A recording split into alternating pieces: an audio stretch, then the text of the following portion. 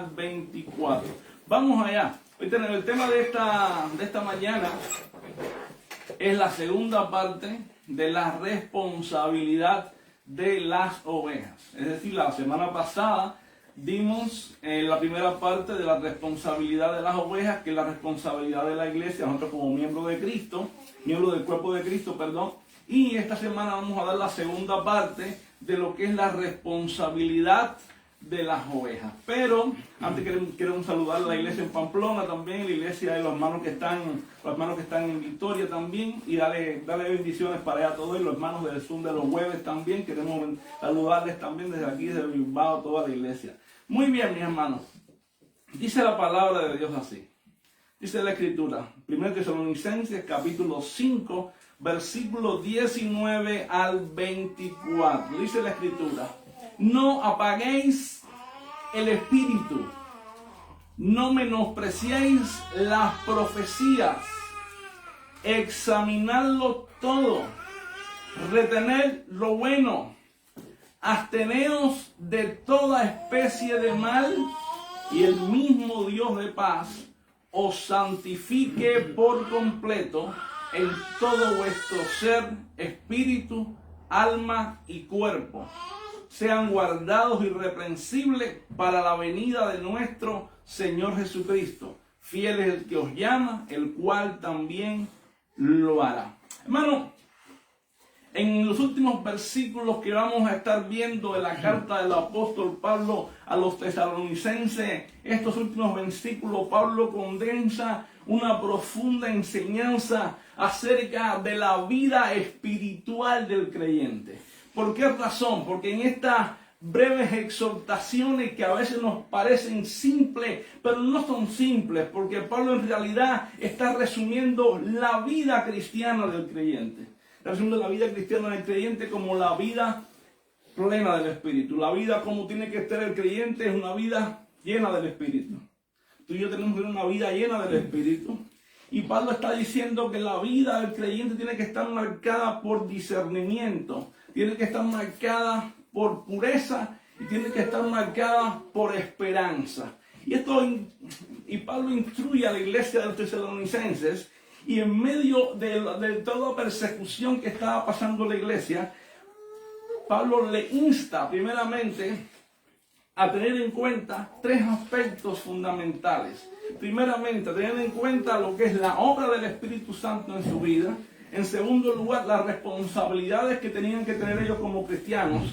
Y en tercer lugar, la fidelidad de Dios que garantizaba en su vida la santificación total. ¿Por qué razón, mano? Y hoy en día, a nosotros, Dios nos llama a vivir una vida guiada por su Espíritu.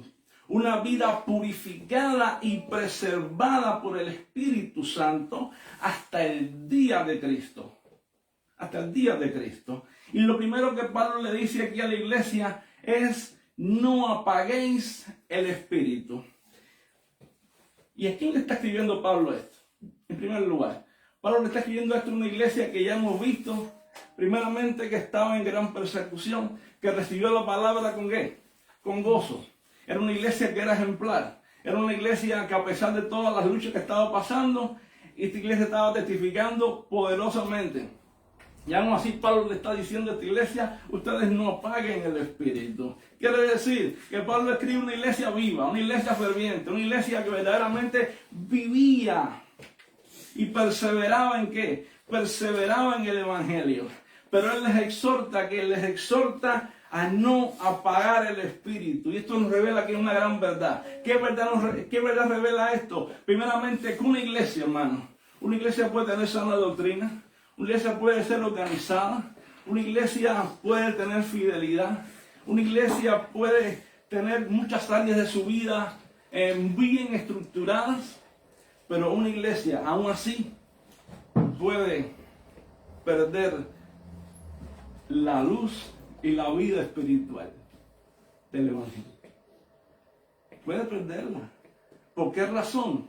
En el sentido espiritual de que muchas veces estamos trabajando, muchas veces no tenemos la sana doctrina, muchas veces tenemos todo bien estructurado, pero nos descuidamos nuestra vida espiritual. Y esa luz de nuestra vida espiritual comienza a apagarse por muchas razones, porque no tenemos una vida con Dios, porque no tenemos una relación íntima con Dios, porque no vivimos una vida espiritual de relación con Dios. Y lo único que estamos haciendo muchas veces es trabajando en la obra, pero nos olvidamos ¿de qué? Del Señor de la obra. ¿Te das cuenta? ¿Y qué empezamos a perder? Empezamos a perder esa llama del Espíritu en nosotros. Esa luz del Espíritu en nosotros. Esa vida del Espíritu en nosotros. ¿Te das cuenta? ¿No has visto por ahí cristianos que muchas veces trabajan mucho, hacen mucho, todo bien estructurado, viven una vida maravillosa, tienen todo bien estructurado, te conocen la sana doctrina de memoria, pero su vida, ¿cómo tú la ves? Apagada. Y es lo que Pablo le está diciendo ahora aquí a los tesalonicenses: no apaguen el espíritu, no sofoquen el espíritu. Esa es traducción en griego: no sofoquen el espíritu, no apaguen la luz espiritual en su vida, que es como la luz de la vela. Vamos a verlo, porque el verbo griego para esta palabra significa sofocar, extinguir, apagar una llama. Y así, mano, como una vela pierde su luz cuando se le quita el oxígeno, también la vida espiritual del creyente se enfría cuando se apaga y nos alejamos de la presencia del Señor. De nada vale que muchas veces hagamos mucho si empezamos a extinguir la relación con Dios, si empezamos a apagar esa llama de la relación con Dios en nuestra vida, si empezamos a hacer que muchas veces se enfría nuestra vida espiritual porque vivimos lejos de la presencia del Señor, si vivimos indiferentes en cuanto a la palabra. De nada vale eso. ¿Entiendes? En la Escritura el Espíritu Santo es comparado con el fuego. En Hechos capítulo 2, versículo 3, la Biblia dice que Él descendió como ¿qué? Dice que descendieron como fuego las lenguas. Eran como llamas de fuego. Es comparado con el aceite. En Mateo capítulo 25, encontramos del 1 al 4, vemos las 10 vírgenes. Dice que 5 eran prudentes, 5 eran insensatas. Dicen que unas tenían aceite en sus lámparas y otras no tuvieron aceite en sus lámparas. Quiere decir que el Espíritu Santo es comparado con el aceite, símbolo también del aceite. Entonces es comparado con el viento. Ahí en Juan capítulo 3, versículo 8, encontramos también cómo es comparado con el viento. ¿Entiendes? Ahí cuando Jesús le dice, es necesario nacer de nuevo. Dice, el viento va y viene y todo aquel que es nacido del Espíritu es así. Entonces, quiere decir, hermano, ¿qué quiere decir esto? Primeramente, que el fuego que hace, el fuego ilumina, el fuego purifica, el fuego calienta, el aceite que te hace, mantiene ¿qué? Tu lámpara encendida. Ahora, y la lámpara, hermano, nuestra tiene que estar encendida. Ahora, y el viento da movimiento a nuestra vida. Da movimiento a nuestra vida. Por eso Pablo le dice a los tesalonicenses, no apaguen el espíritu. ¿Por qué razón? Porque nuestra vida tiene que estar primeramente iluminada por la palabra. Iluminada por la palabra. Y cuando somos iluminados por la palabra, vamos a vivir una vida verdaderamente metida en la Escritura. Tiene que estar llena del aceite del Espíritu. ¿Por qué razón? Porque en nosotros tiene que estar esa luz de Cristo, ese resplandor de Cristo, esa vida de Cristo en nuestra vida. Y también, hermano, ese viento del Espíritu, que es la regeneración. Cuando Jesús estaba hablando con Nicodemo, es necesario nacer de nuevo. Y después compara el viento con el nuevo nacimiento, porque todo aquel que es nacido de Dios, es nacido de nuevo. ¿Qué le dice? Es como el viento, va de aquí hacia allá, como el viento, es nacido de nuevo. Entonces, tú y yo tenemos que entender algo que Dios quiere, hermano, que tú y yo vivamos una vida plena, una vida plena. Por eso cuando el creyente, hermano, nosotros como ovejas del Señor, se apaga el espíritu, ¿qué perdemos? En primer lugar, perdemos el calor del amor. Perdemos la pureza de la santidad. Segundo lugar, y perdemos el poder del testimonio. Pero ¿cómo es eso que tú dices? ¿Cómo tú me estás diciendo a mí que yo voy a perder el calor del amor? ¿No te das cuenta? Muchas veces cristianos con la apatía dentro de la iglesia no sienten amor por las almas, no sienten amor por buscar a Dios, no sienten amor por los hermanos, no les interesa nada. Sin embargo, otros, la pureza por santidad, toman el pecado como, toman el pecado como si el pecado no fuera nada, lo mismo mienten, lo mismo adulteran, que lo mismo fornican, que no les interesa. Ya la mente, el pecado para ellos es cualquier cosa. ¿Y eso por qué es? En primer lugar, porque esa vela se ha estado extinguiendo.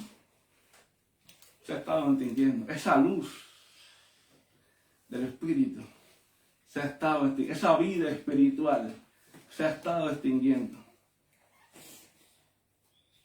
En el libro de Apocalipsis encontramos una de las iglesias, que es la iglesia de Éfeso. Jesús le escribe a una de estas iglesias y le dice: yo conozco tus obras, tu guardo trabajo en el Señor, y yo sé todo, sé que, mira, Jesús le dice, no soportas a los falsos apóstoles, no soportas a los que dicen, a los que predican estas herejías, pero tengo contra ti algo, tengo contra ti que has dejado, ¿qué? Tu primer amor. Ese primer amor que tuviste un día, ese primer amor que tú buscabas, me buscaba, ese primer amor que tú amabas congregarte, que tú amabas adorar, ese primer amor que amabas la evangelización, ese primer amor que tú amabas salir y ganar aquellas almas, ese primer amor que verdaderamente te apasionaba el evangelio, leer la palabra. ¿Y qué le dijo? Dice, ¿sabes qué le dijo? Arrepiéntete, porque si no pronto vendré a ti. ¿Qué le iba a quitar? El candelero. El candelero. ¿Te das cuenta cómo la vela se apaga? La vela se apaga. Dice, arrepiéntete, porque si no vendré y quitaré ¿de qué? Tu candelero. ¿Me entiendes? Y perdemos poder en el testimonio, ya sea para predicar o ya sea delante de los hombres. Muy bien. Ahora, la pregunta es, ¿cómo es que perdemos la vida espiritual? O para ajustarnos al texto, ¿cómo es que se apaga el espíritu?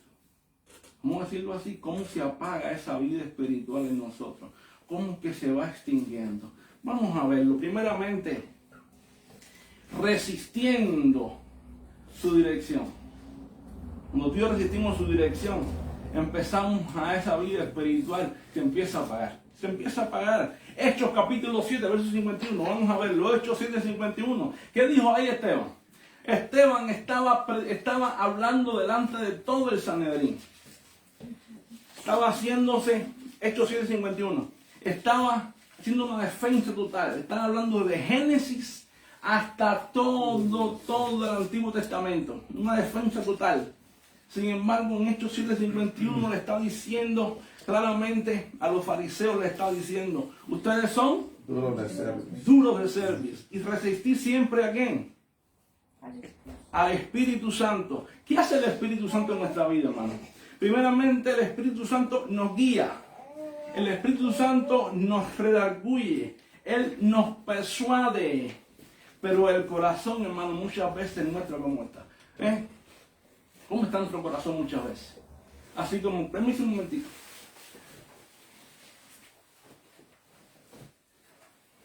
¿Cómo está nuestro corazón muchas veces?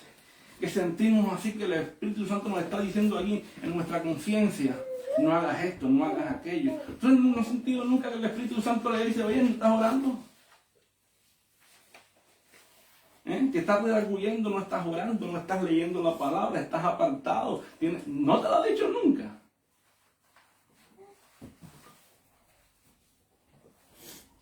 Porque sí te habla la conciencia. Sí trata con tu corazón. Este redarguye de pecado, justicia y juicio. Al mundo. Y a nosotros nos redarguye. Cuando hacemos algo mal, usted no siente algo en la iglesia, esto está mal, esto no está bien. No lo siente. ¿Qué es lo que usted piensa que lo lleva a usted a arrepentirse? ¿Usted? No, es Dios. Y es el Espíritu de Dios que lo lleva a usted a arrepentirse. Y muchas veces, ¿qué hacemos? Muchas veces, ¿qué hacen los creyentes? Muchas veces, ¿qué hacemos? Dicen, ay Señor, perdóname. Y después, ¿qué hace? Sigue lo mismo. Pero no te arrepentiste de verdad. Lo haces por miedo al infierno. No lo haces por temor a Dios. ¿Sabes cómo se llama eso? Resistir al Espíritu. ¿Por qué razón? Porque lo haces por miedo al infierno. Si tú verdaderamente lo haces por temor a Dios, tú obedeces a lo que el Espíritu Santo está diciendo. Tú vas y oras, tú vas y lees la palabra, tú vives una vida en integridad, tú vives una vida como Dios quiere, tu vida tiene un cambio, porque ese es el arrepentimiento, un cambio de mente. Y el cambio de mente trae una conversión, que trae un cambio de conducta, un cambio de actitud, un cambio de manera de hablar, de pensar. ¿Me explico? ¿Entiendes? Y eso produce en nuestra vida. ¿Entiendes? ¿Por qué razón? Porque nuestro corazón no puede estar endurecido. Y muchas veces, así como los fariseos resistían al Espíritu Santo, aún dentro de la iglesia hay mucho fariseísmo. Hay mucho legalismo. ¿Sí o no? ¿Usted no ha visto que hay mucho legalismo? Hay mucho legalismo hoy en día. Vamos allá. De hecho, el mismo apóstol Pedro, en Lucas capítulo 22, versículo 31 al 34, yo quiero que usted venga conmigo, vamos a buscarlo, vamos allá. ¿Qué le advirtió el Señor? Mira, Pedro se presenta a Jesús. Jesús iba a ser crucificado. Y Pedro se le presenta a Jesús, voy a decirle el texto parafraseado. Él le dice, jamás te acontezca esto. Que tú no tengas que ir a la cruz del Calvario. No tengas que ir a la cruz, Pedro. Esto hablamos el otro día, creo. ¿Y qué le dijo Jesús? Oye, Pedro, sale delante de mí, Satanás, porque me eres tropiezo, porque no miras las cosas de Dios sino las de los hombres. Y Jesús le da una advertencia a Pedro. Y la advertencia que le da a Pedro, ¿sabe qué? Hoy mismo, antes que el gallo cante 3 veces, tú me vas a negar. Cuando el gallo cante 3 veces, tú me vas a negar, Pedro. Tú me vas a negar. Pedro ignoró la advertencia de Jesús. ¿Entiendes? Pedro ignoró la advertencia de Jesús y confió en qué? Confió en sí mismo. Ignoró la voz de Cristo. Ignoró la voz de Cristo y terminó ¿qué? Negando al Maestro. Muchas veces nosotros ignoramos, hermanos, la voz de Cristo. Ignoramos la voz de la palabra. Cristo es la palabra revelada. Hebreos capítulo 1, versos 1 y 2. Dice la Escritura, Dios habiendo hablado muchas veces y de muchas maneras a los padres por los profetas, en estos días hoy nos habla por el Hijo. Así que hoy Dios no habla ni por sueños, ni por visiones, ni por profetas, ni por apóstoles. Hoy Dios habla por medio del Hijo, y Cristo es la palabra encarnada, Cristo es la palabra revelada, el misterio que había estado oculto de los siglos y edades, a quien Dios quiso dar a conocer a quien a su santo. Cristo en nosotros la esperanza de gloria. Hoy Dios nos habla por el Hijo. Hoy Dios nos habla por la palabra. En el principio era el verbo y el verbo era con Dios y el verbo era Dios. Es Dios, mejor dicho. ¿Entiendes? Ahora, ¿sabes qué? Dice el verso 14. Y este verbo se hizo carne y habitó entre nosotros y vimos su gloria. Gloria como la del unigénito Hijo del Padre, lleno de gracia y de verdad. Hoy Dios nos habla a través del Hijo. Y el Cristo de la gloria es la palabra revelada. Aleluya. Es la palabra revelada. Por eso Pedro, ¿qué hizo? Pedro rechazó la advertencia de Cristo. Y muchas veces nosotros, hermanos, estamos apagando la vida espiritual, esa vela, esa luz que hay en nosotros cuando rechazamos la palabra. Cuando rechazamos la palabra. Pues ¿sabes qué? Resistir la dirección del Espíritu es rechazar su voz en la conciencia y también es rechazar su palabra. ¿Entiendes? ¿Te imaginas a Pablo ahí en Hechos capítulo 16, en el versículo 6 al 10, cuando el Espíritu Santo le prohíbe a Pablo ir a Asia y la Misia? ¿Qué le impidió al Espíritu Santo? Ir a predicar a Asia, ir a predicar a Misia. No le permitió entrar, dice que le fue prohibido por el Espíritu entrar a Asia, entrar a Misia, ¿entiendes? Dice que el Espíritu de Dios no se lo permitió. Sin embargo, le dio una visión de un varón que macedonio. Le dijo, ven, pasa y ayúdanos. ¿Te imaginas que Pablo hubiera hecho sus planes y no hubiera hecho el plan de Dios? ¿Te imaginas eso? ¿Tú te imaginas eso? Que se hubiera resistido a la voz del Espíritu Santo en ese momento. ¿Qué tú crees que hubiera pasado? Hubiera sido un fracaso total, un fracaso absoluto. Asimismo nosotros, si nos oponemos a la voluntad de Dios en nuestra vida, también cometemos fracasos absolutos, porque nos estamos negando ¿qué? A la guianza del Espíritu. A la guianza del Espíritu. ¿Sabes cómo podemos tener guianza del Espíritu? Por medio de la Escritura. Toma la Escritura, guíate por la Escritura. Deja que el Espíritu de Dios te enseñe por la Escritura. Lo que pasa es que no nos gusta aprender la Escritura. No nos gusta leer la palabra. No nos gusta aprenderla. Es más fácil buscar un profeta que nos diga 10 mentiras a leer la palabra y quemarnos los ojos. Es más fácil así. No tengo que leer la palabra. Voy a este profeta, voy al otro y ya todo se acabó. No tengo que leer la Escritura. ¿Entienden? De todas maneras, ¿qué me van a decir? Que voy a ser millonario, que tengo un avión, que me compre 2 casas, que voy a tener $1 millón. Ahora, lo que no nos gusta a nosotros es venir aquí y leerlo. Esto es lo que no nos gusta a nosotros. No, hermano, no. Esto es lo que tenemos que hacer. Aquí está la revelación de Dios. Dice Pedro que esta es la palabra profética más segura, a la cual tenemos que estar atentos como una antorcha en un lugar oscuro. Esta es la revelación absoluta de Dios, la palabra profética. ¿Tú quieres que Dios te hable? Ven aquí. Tu vida espiritual va a estar viva aquí. Dios te va a hablar por medio del Espíritu aquí.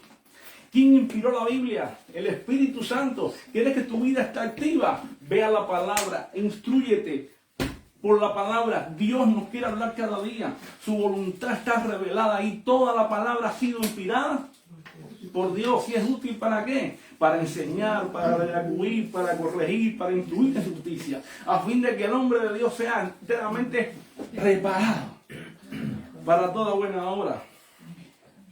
Por eso, hermano, cada vez que el Espíritu nos impulsa, ¿sabes qué? A reconciliarnos, a perdonar, a confesar los pecados, a servir, ¿sabe qué? Y nosotros los postergamos, estamos resistiendo la alianza del Espíritu. ¿Cuántas veces sabemos que tenemos que reconciliarnos con un hermano y no lo hacemos? ¿Cuántas veces sabemos que tenemos que perdonar a un hermano y no lo hacemos? ¿Cuántas veces sabemos que tenemos que confesar a un hermano la ofensa que le hicimos y no lo hacemos? ¿Cuántas veces sabemos que tenemos cosas que arreglar y no lo hacemos?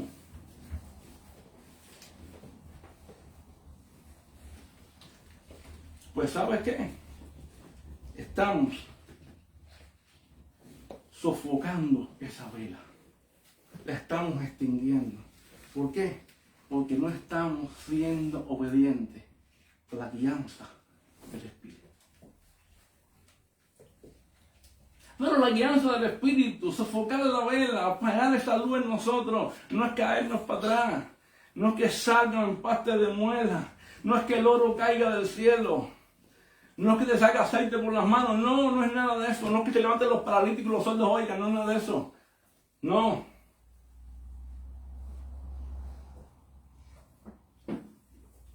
Es vivir una vida controlada por el Espíritu, una vida guiada por el Espíritu. Una vida en obediencia a la palabra. Eso es. ¿Entiendes?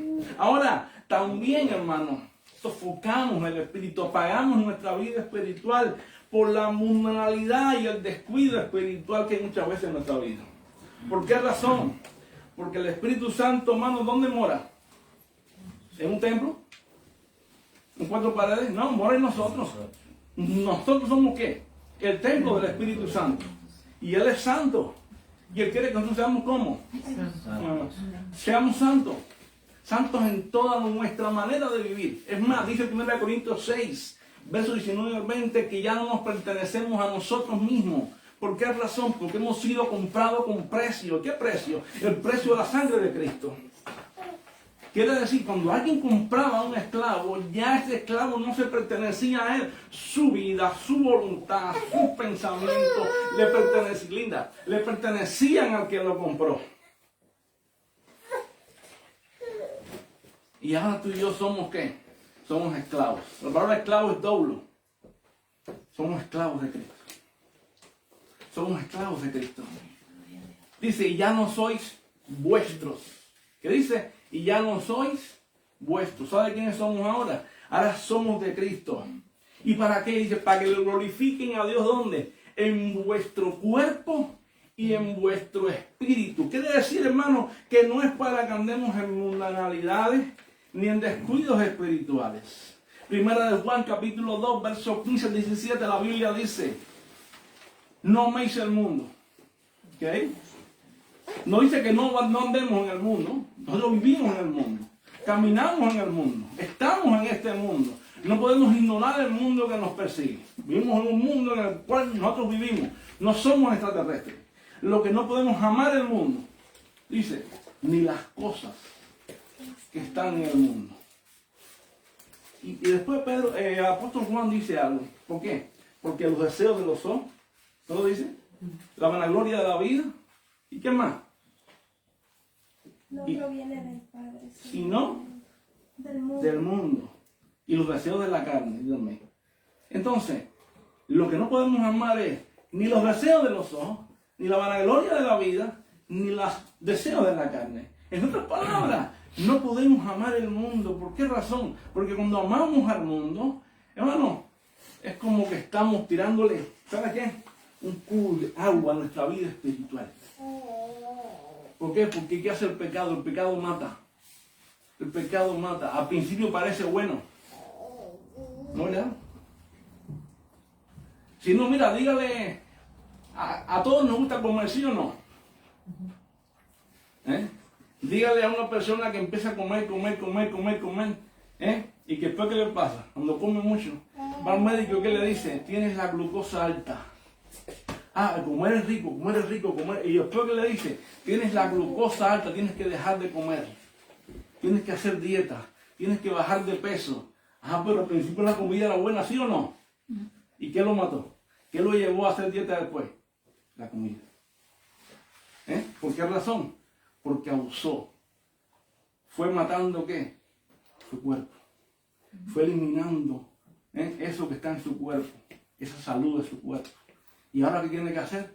Tiene que ir abandonando eso. Pues lo mismo pasa con el pecado. Muchas veces el pecado, y qué lindo es el pecado. ¿Cómo me gusta el pecado? Nos gusta el pecado, nos gusta jugar con el pecado, pasarle la mano al pecado. Nos gusta estar ahí con el pecado hasta un día que te dice, el pecado mata, te está matando. Y te mató.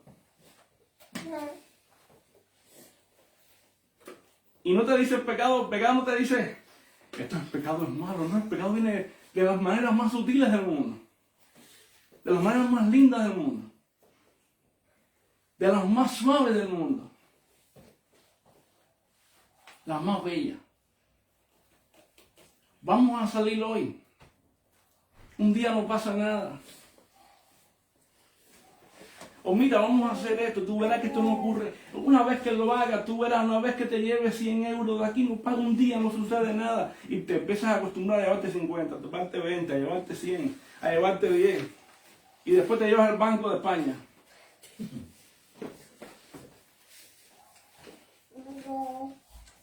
Mira, prueba un cigarrito, que en realidad no mata, uno que te fumes un día, que tienes estrés. Mira, te prometo, un cigarrito no te va a dar nada, tómalo.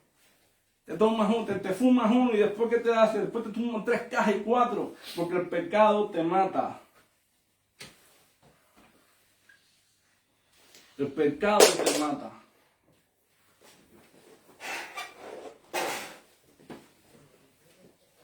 Entonces, hermano, tenemos que entender que nosotros, ¿qué pasó en el huerto de Getsemaní? ¿Cómo estaban los discípulos, hermano? Los discípulos no cometieron un pecado grave.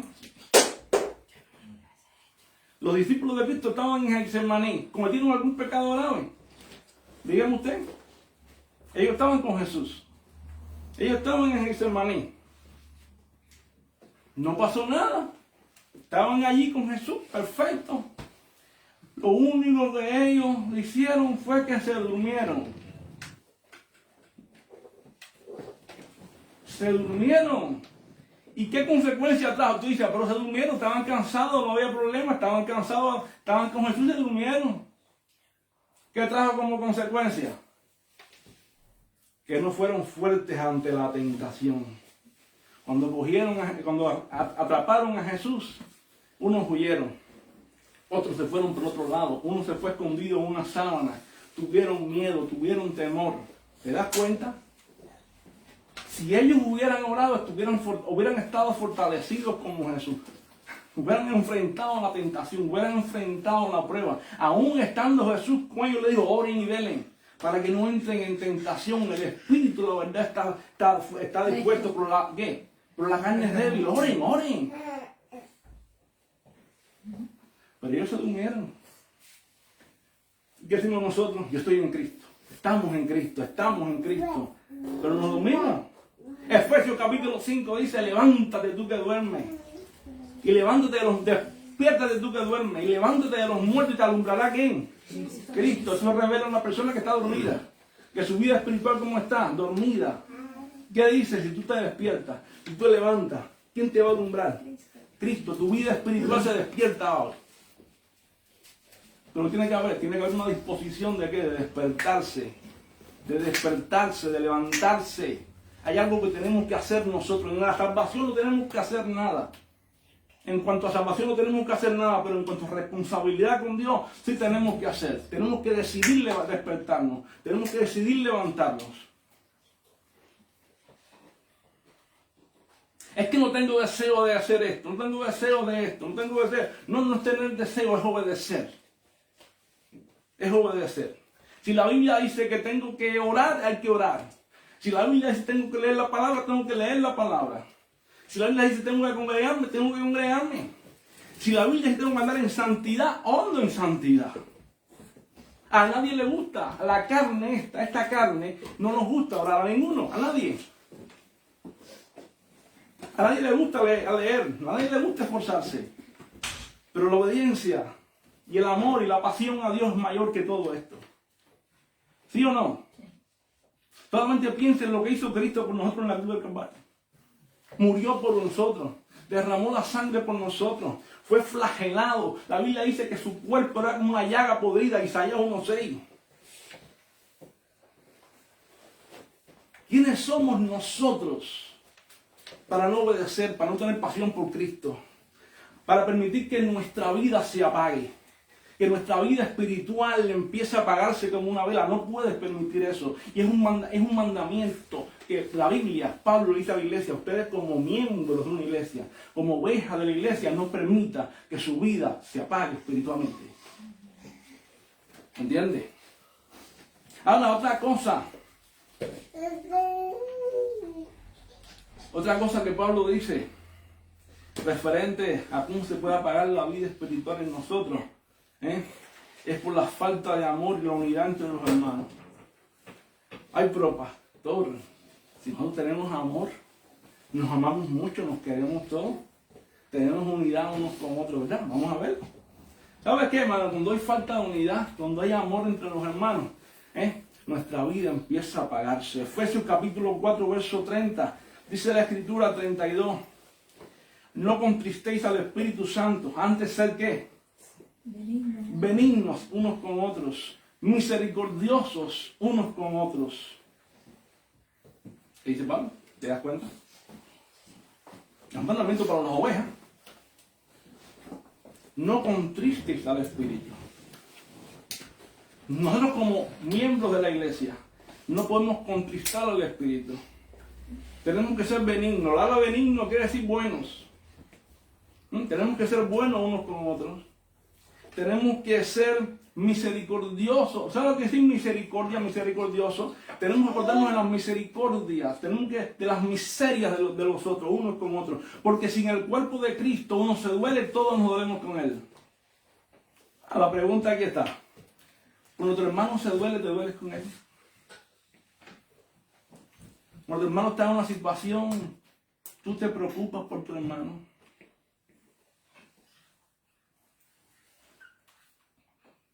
¿Sabes cuál es el problema de tu hermano?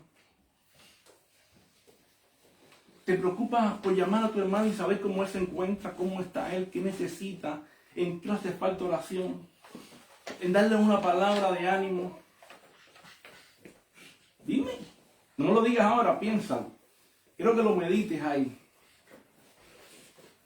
¿Sabes en qué puedes verdaderamente? Siempre decimos, estamos unidos todos, aquí estamos todos unidos, y después que nos vamos, seguimos unidos. Seguimos unidos, hermano. ¿Nos amamos? ¿Nos amamos?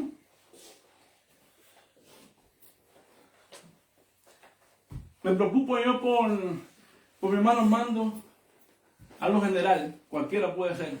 ¿Cómo está él? ¿Qué le hace falta? Si hay que orar por él. Me preocupo yo por el otro. Sé cómo se llama mi hermano que vino hoy, porque vino ayer. Le pregunté su nombre, dónde vive, cómo se siente, qué le hace falta. No es tarea del pastor, no es tarea del pastor, es tarea de toda la iglesia. Si ahora no hubiera un hermano ahí, nuevo, que no lo conocemos, alguien nuevo, al momento tenemos que preguntarle cómo se llama, de dónde es, en qué te puedo ayudar, cómo te puedo apoyar. Porque ese es el amor de Dios, es la unidad del cuerpo. ¿Entiendes? Eso es la unidad del cuerpo. El Espíritu de Dios no obra en división, hermano, no obra en división, obra en unidad, obra en amor. Efesios capítulo 4, versículo 3, vamos a verlo. Vamos a verlo del 1.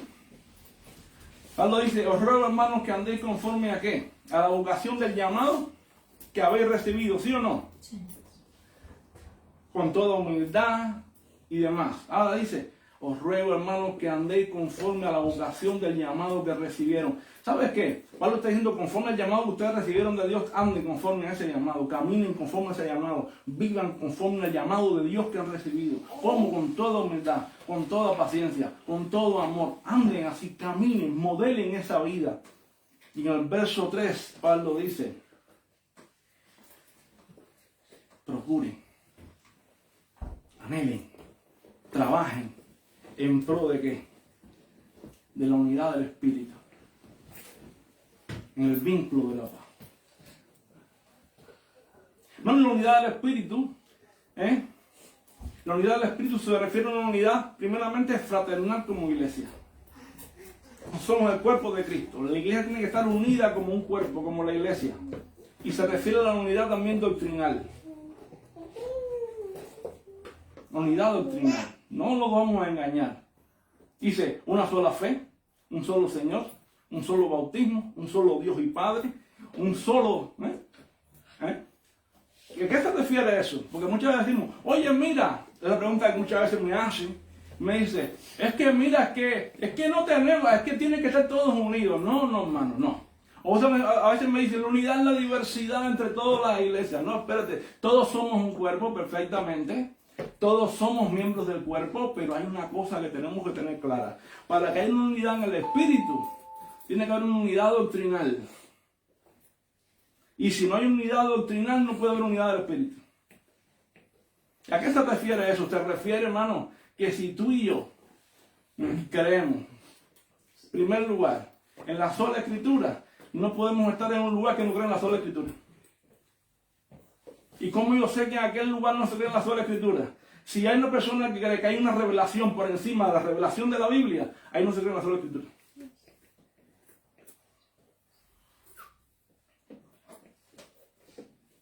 El aspecto doctrinal es fundamental. Somos llamados a estar unidos en la unidad del Espíritu. ¿Bien? Y la iglesia tiene que estar unida, hermano. Unida. Una, como fraternalmente, y unida doctrinalmente. Dos, hermano, ¿qué pasó en la iglesia de Corintios? En primer lugar, en la iglesia de Corintios, ¿qué había? Habían dones espirituales, pero también habían con celos, contiendas, desorden. Y ahí Pablo, ¿qué le dice? ¿Y dónde le dice? El espíritu de los profetas, ¿cómo está? ¿Sujeta a dónde? A los profetas. ¿Qué decir, hermano? El Espíritu Santo no opera ¿dónde? En el desorden. No opera en el desorden. El Espíritu Santo opera ¿dónde? Opera en el orden. Había humo. Había ego humano. Había solamente show y espectáculo. Y era un tiempo donde la revelación no estaba completa. Pero cuando se completó, todo se acabó. Tenemos una revelación absoluta ahora. La revelación total.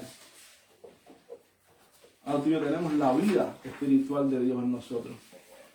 Por eso, hermanos, una iglesia sin comunión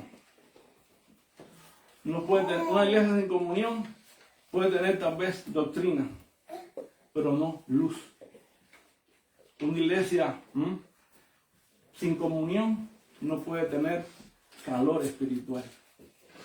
¿Por qué razón? Porque la comunión es la que nos lleva a nosotros ¿a qué? A tener verdaderamente comunión, intimidad, profundidad y conocer a Dios. Porque es el Espíritu Santo quien nos mueve ¿a qué? A tener relación con Él. El Espíritu Santo, hermano, no se mueve en corazones divididos. El Espíritu Santo no se mueve en corazones que están separados, sino en corazones unidos en amor. ¿Cómo es tu corazón hoy? ¿Tu corazón cómo está hoy? ¿Está unido? ¿Tiene amor tu corazón?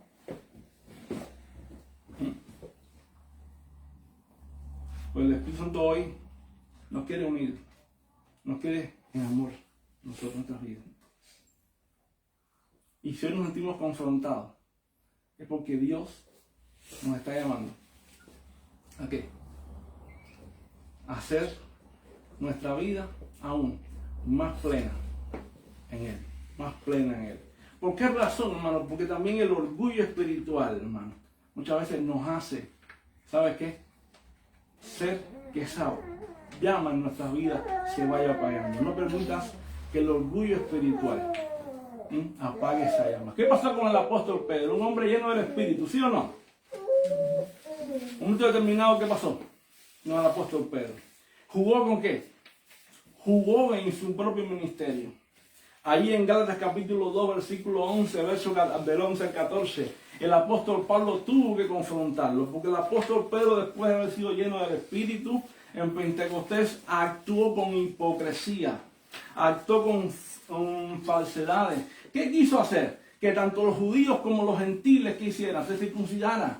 Los judíos guardaban la ley y quiso hacer que los gentiles también guardaran la ley. Y lo mismo le pasaba, estaban con judíos que estaban con gentiles. El apóstol a los judíos, el hombre ungido de Pentecostés, el que se levantó en Pentecostés a dar el primer sermón, ahora estaba actuando ¿cómo? Con orgullo e hipocresía. Y viene a Pablo y lo confronta ahí en Gálatas capítulo 2 y le dice: Pedro, tienes que centrarte, tanto que hasta Bernabé estaba siendo arrastrado. Muchas veces, hermano, el orgullo espiritual nos arrastra y empezamos a perder un poco, ¿sabe qué? La guianza del Espíritu. No permites eso. No permites que te aparten de la luz de la palabra. No. Tengas el puesto que tengas el llamado que tengas el liderazgo que tengas. Céntrate, centrémonos en la palabra. Mantengámonos en la palabra. Porque seamos quien seamos, estemos quien estemos. ¿Sabe? Dice la Biblia lo siguiente. La Biblia dice que el que se cree estar firme, mire y no caiga. Cualquiera podemos caer, cualquiera, hasta yo puedo caer. Todos podemos caer. Por eso tenemos que estar centrados en la Escritura. Por eso el Espíritu Santo nos llama ¿a qué? A vivir una vida de humildad y no de soberbia. Una vida centrada en la Escritura. ¿Por qué? Porque el Señor nos llama ¿a qué? A centrarnos en Él y a buscarle para que esa vida del Espíritu esté diariamente en nosotros. Vamos a orar. Señor, te damos gracias. Gracias por tu palabra. Señor, porque en este día sabemos que nos has hablado. Hoy nos has confrontado. Hoy, Señor, sabemos que este mensaje nos ha taladrado, Señor.